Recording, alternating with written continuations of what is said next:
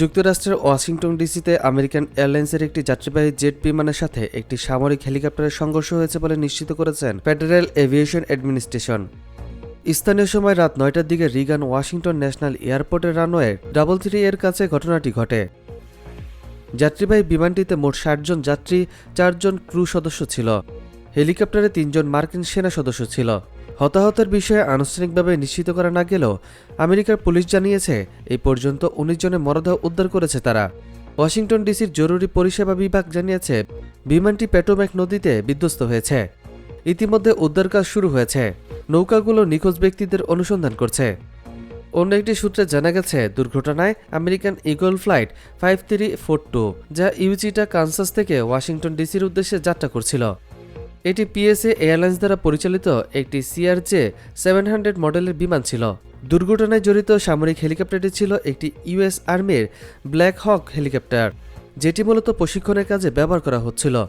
হেলিকপ্টারটিতে কোনো উচ্চপদস্থ সামরিক কর্মকর্তা ছিলেন না বলে জানিয়েছেন একজন কর্মকর্তা। রাতের বেলা ওয়াশিংটন ডিসি এবং এর আশপাশের এলাকার তাপমাত্রা হিমাঙ্কের নিচে নামতে পারে বলে ন্যাশনাল ওয়েদার সার্ভিসের পূর্বাভাস দিয়েছিল, যা উদ্ধার কাজের জন্য চ্যালেঞ্জ হতে পারে। তাপমাত্রা -1 থেকে -2 পর্যন্ত পূর্বাভাস দিয়েছিল।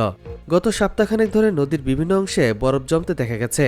ওয়াশিংটনে প্রেসিডেন্টের অভিষেকের অনুষ্ঠানে কিছুদিন আগে বাহিরের বদলে ক্যাপিটালের ভেতরে করা হয়েছিল ঠান্ডার কারণে। সেখানে রাতের বেলায় আলো না থাকা অবস্থায় এতটা ঠান্ডার মাঝে উদ্ধার কাজ আরও কঠিন হতে পারে বলে জানানো হচ্ছে। অন্তত ৩০০ উদ্ধারকর্মী নদী জুড়ে তল্লাশি চালিয়ে যাচ্ছেন। রিগান ওয়াশিংটন ন্যাশনাল এয়ারপোর্ট কর্তৃপক্ষ জানিয়েছেন সেখানে সমস্ত ফ্লাইটের উড্ডয়ন ও অবতরণ আপাতত স্থগিত রাখা হচ্ছে। বিমানগুলোকে ২৮ মাইল দূরের ডাসাল আন্তর্জাতিক বিমানবন্দরে ঘুরিয়ে দেওয়া হচ্ছে। প্রত্যক্ষদর্শী অরিসুলমান বলছেন তিনি আকাশে বিশাল আতশবাজির মতো এক ধরনের স্ফুলিঙ্গ দেখতে পেয়েছেন। সেখানে তিনি বিমানবন্দরের পাশে জর্জ ওয়াশিংটন পার্কওয়েতে গাড়ি চালাচ্ছিলেন। সুলমান বলেন তিনি প্রায়ই সেখানে বিমান অবতরণ করতে দেখেন, তাই প্রথমে কিছু অস্বাভাবিক মনে হয়নি।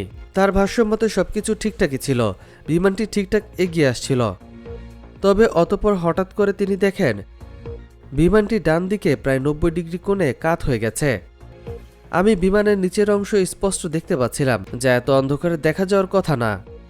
তিনি বিমানের নিচে উজ্জ্বল হলুদ আলো এবং সামনের দিকের পেছনের পর্যন্ত স্ফুলিঙ্গ দেখতে পান, যা অনেকটা আতশবাজির মতো। যুক্তরাষ্ট্রের বিভিন্ন রাজ্যের আইন প্রণেতারা দুর্ঘটনায় ক্ষতিগ্রস্তদের জন্য প্রার্থনা করার আহ্বান জানিয়েছেন। যুক্তরাষ্ট্রের প্রেসিডেন্ট ডোনাল্ড ট্রাম্প এটিকে একটি ভয়ঙ্কর দুর্ঘটনা বলে বর্ণনা করেছেন। জরুরি সেবা প্রদানকারী সংস্থাগুলো অসাধারণ কাজের জন্য ধন্যবাদ জানিয়েছেন। প্রেসিডেন্ট ডোনাল্ড ট্রাম্প সামাজিক মাধ্যম ট্রুথে এই দুর্ঘটনা নিয়ে প্রশ্ন তুলে লিখেছেন বিমানটি সম্পূর্ণ স্বাভাবিক ও সঠিক পথে বিমানবন্দরের দিকে আসছিল। হেলিকপ্টারটি দীর্ঘ সময় ধরে সরাসরি বিমানের দিকে আসছিল। রাত ছিল পরিষ্কার আর বিমানে স্পষ্ট আলো জ্বলছিল। কেন হেলিকপ্টারটি উপরে বা নিচে গেল না বা মোড় নিল না? কেন কন্ট্রোল টাওয়ার হেলিকপ্টারটিকে নির্দেশ না দিয়ে শুধু জিজ্ঞেস করলো তারা কি বিমানটিকে দেখতে পাচ্ছে? তার মতে এই ভয়ঙ্কর পরিস্থিতি সহজে প্রতিরোধ করা সম্ভব ছিল। মার্কিন প্রতিরক্ষা দপ্তর পেন্টাগন নিশ্চিত করেছে যে তারা পরিস্থিতি পর্যবেক্ষণ করছে, প্রয়োজনে সহায়তা দিবে।